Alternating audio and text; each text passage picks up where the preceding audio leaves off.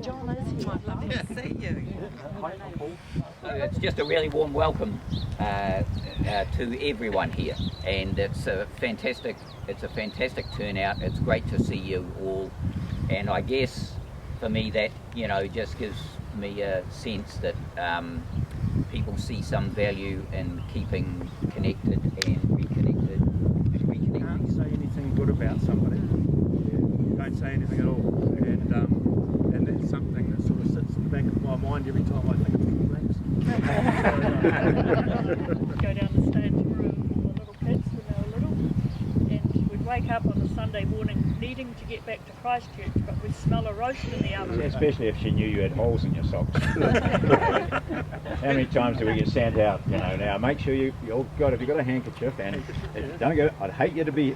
How embarrassed would I be if you got hit by a car and the ambulance people saw you had some holes in your socks? That's why always want to go.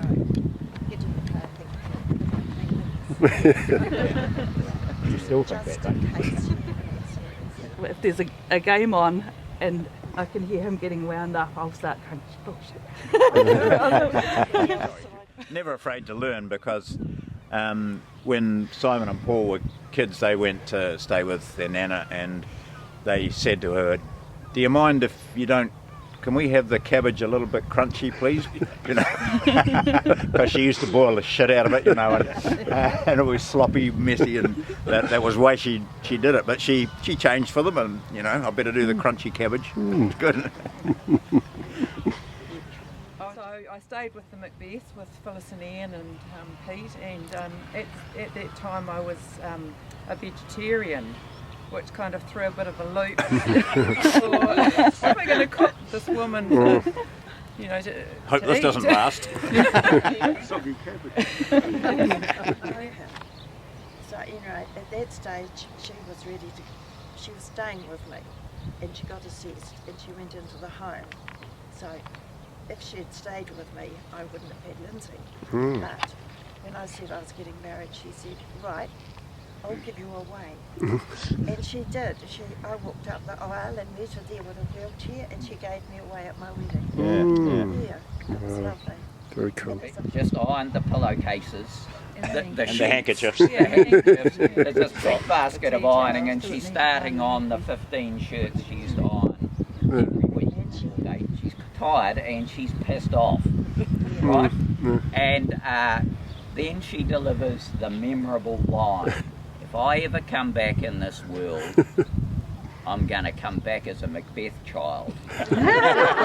They treated family really importantly. They didn't travel at all. I think Mum and Dad never went out of, Phyllis never went out of New Zealand. Vic went once. Don never travelled far out of bloody Fairley.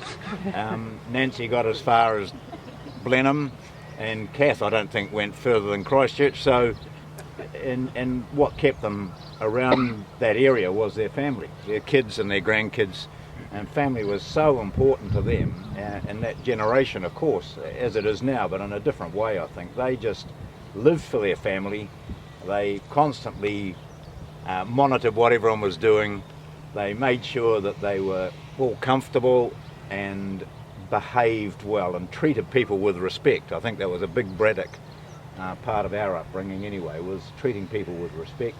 And I think that Phyllis and the rest of the family would be absolutely thrilled to see that, we're all gathered round here to acknowledge her 100 years, because she contributed so much. So why don't we do a happy birthday for Mum? That would be a nice thing, do you think? Yep.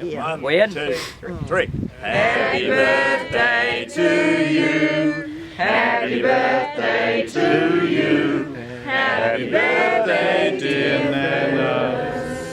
Happy birthday to you. Hip hip! Hooray! Hip hip! Hooray! Hip hip! Hooray!